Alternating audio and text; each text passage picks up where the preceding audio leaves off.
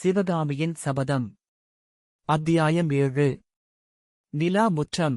ஆயனரிடமும் சிவகாமியிடமும் விடை பெற்றுக் கொண்ட பிறகு மகேந்திர சக்கரவர்த்தியும் மாமல்லரும் குதிரைகளை திருப்பி அதிவேகமாய் விட்டுக் கொண்டு போய் அரண்மனையை அடைந்தார்கள்.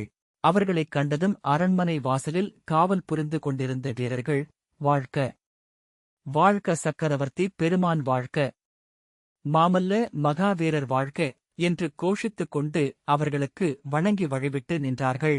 காவலர்களுடைய வாழ்த்து ஒலியுடன் அங்கே வரிசை வரிசையாக நின்ற குதிரைகளின் கனைப்பு ஒலியும் சேர்ந்தது. அரண்மனை முன் வாசலைத் தாண்டி அவர்கள் உள்ளே நுழைந்ததும் அங்கேயிருந்த விசாலமான நிலா முற்றத்தில் வீரர்கள் பலர் அணிவகுத்து நிற்பது தெரிந்தது. சக்கரவர்த்தியின் குமார பல்லவரையும் கண்டதும் அந்த வீரர்களும் ஜெயகோஷம் செய்தார்கள். எல்லோருக்கும் முன்னால் நின்ற ஒருவர் மட்டும் தனியே பிரிந்து முன்னால் வந்து பணிவுடன் நிற்க, சக்கரவர்த்தி அவரைப் பார்த்து, சேனாதிபதி, தூதர்களுக்கு எல்லா விஷயமும் சொல்லியாகிவிட்டதா? புறப்படுவதற்கு ஆயத்தமாயிருக்கிறார்களா என்று கேட்டார். ஆம் பிரபு, எல்லோருக்கும் சொல்லியாகிவிட்டது. அவரவர்களும் இன்னின்ன திக்குக்குச் செல்ல வேண்டுமென்று தெரிவித்துவிட்டேன். எல்லோரும் கிளம்ப ஆயத்தமாய் தங்களுடைய கட்டளைக்காக காத்திருக்கிறார்கள் என்று சேனாதிபதி கூறினார். சக்கரவர்த்தி நரசிம்மவர்மரை பார்த்து, குழந்தாய், உன் தாயார் கவலையுடன் இருப்பாள். அவளிடம் சென்று விஷயம் இன்னதென்று தெரியப்படுத்து. இருவரும் போஜனத்தை முடித்துக்கொண்டு மேல் மாடத்துக்குச் செல்லுங்கள். இந்த தூதர்களை அனுப்பிவிட்டு நானும் அங்கு வந்து சேருகிறேன் என்றார். வெகுகாலம் சமணராயிருந்த காரணத்தினால் சக்கரவர்த்தி ரவில் போஜனம் செய்வதில்லை. சைவரான பிறகும் அவர் ரவில் உணவு அருந்தும் வழக்கத்தை மேற்கொள்ளவில்லை. ஆகட்டும் அப்பா, இதோ போகிறேன்.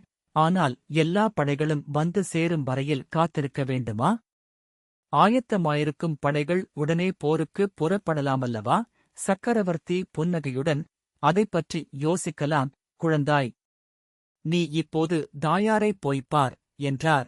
மாமல்லர் போன பிறகு மகேந்திரர் சேனாதிபதியைப் பார்த்து, கலிப்பகையாரே, தூதுவர்களிடம் சொல்லி அனுப்ப வேண்டிய செய்தி இது.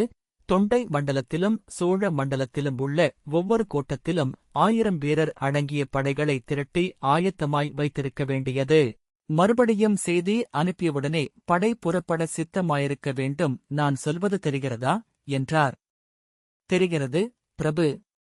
கோட்டையை பத்திரப்படுத்துவதற்கு வேண்டிய ஏற்பாடு எல்லாம் செய்தாகிவிட்டதல்லவா? துறவரத்தாரைத் தவிர வேறு யாரையும் விசாரியாமல் கோட்டைக்குள் விடக்கூடாது என்று கட்டளையிட்டிருக்கிறேன். வெளியே போகிறவர்களையும் கவனிக்கச் சொல்லியிருக்கிறேன். நகருக்குள்ளேயும் யார் பேரிலாவது சந்தேகத்துக்கு இடமிருந்தால் சிறைப்படுத்திக் காவலில் வைக்கச் சொல்லியிருக்கிறேன். கோட்டைச் சுவரெல்லாம் பழுது பார்த்திருக்கிறதா? சேனாதிபதி, பல்லவ சாம்ராஜ்யம் நிலைத்து நிற்பது இந்த காஞ்சிக் கோட்டையின் பாதுகாப்பையே பொறுத்திருக்கலாம். பல்லவ சாம்ராஜ்யத்தை பாதுகாப்பதற்கு காவேரி முதல் கிருஷ்ணா நதி வரையில் லட்சோபலட்சம் வீரர்கள் காத்திருக்கிறார்கள் பிரபு. உண்மைதான்.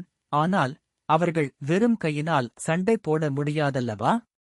அந்த லட்சோபலட்சம் வீரர்களுக்கும் வேண்டிய வேல்களும் வாள்களும் எங்கே என்றார் சக்கரவர்த்தி.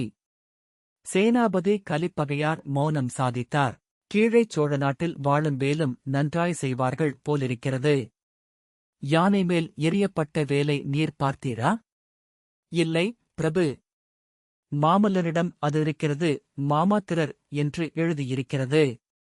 மாமாத்திரர் என்ற பட்டம் கீழே சோழ நாட்டிற்கு உரியதல்லவா? ஆம் பல்லவேந்திரா. அந்த வேலை எறிந்தவன் கீழே சோழ நாட்டானாய்த்தானிருக்க வேண்டும். அம்மாதிரி வேல் எரியக்கூடிய வீரர்கள் 1000 பேர் இருந்தால் இந்த கோட்டை கவலை பற்றி கவலையில்லை. பல்லவ சைனியத்தில் எத்தனையோ 1000 வேல் வீரர்கள் இருக்கிறார்கள் பிரபு. அந்த வேலை எறிந்தவன் 10000ல் ஒரு வீரன். அவனை அவசியம் கண்டுபிடிக்க வேண்டும். சேனாபதி மௌனமாயிருந்தார். இன்னும் ஒரு விஷயம், காவித்துணி அணிந்தவர்களைப் பற்றிய கட்டளையை மாற்ற வேண்டும். ஆயனரையும் அவர் மகளையும் பார்த்துவிட்டு நாங்கள் திரும்பியபோது ஒரு சந்தின் முனையில் ஒரு புத்த பிக்ஷு நிற்பதைப் பார்த்தேன். சட்டென்று அவர் நிழலில் மறைந்து கொண்டார். கட்டளை என்ன பிரபு? ராஜவிகாரத்தின் மேல் கவனம் வைத்து புதிதாக வந்திருக்கும் புத்த பிக்ஷு யார் என்று பார்க்க வேண்டும். உடனே ஏற்பாடு செய்கிறேன். பிறகு சேனாதிபதி கலிப்பகையார் ஒவ்வொரு தூதராக அழைத்து இவர் இன்னென்ன கோட்டத்துக்குப் போகிறார் என்று சக்கரவர்த்தியிடம் தெரியப்படுத்தினார். தூதர்கள் தனித்தனியே சக்கரவர்த்திக்கு வணங்கி விடைபெற்றுக் கொண்டு தத்தம் குதிரை மீதேறி விரைந்து சென்றார்கள்.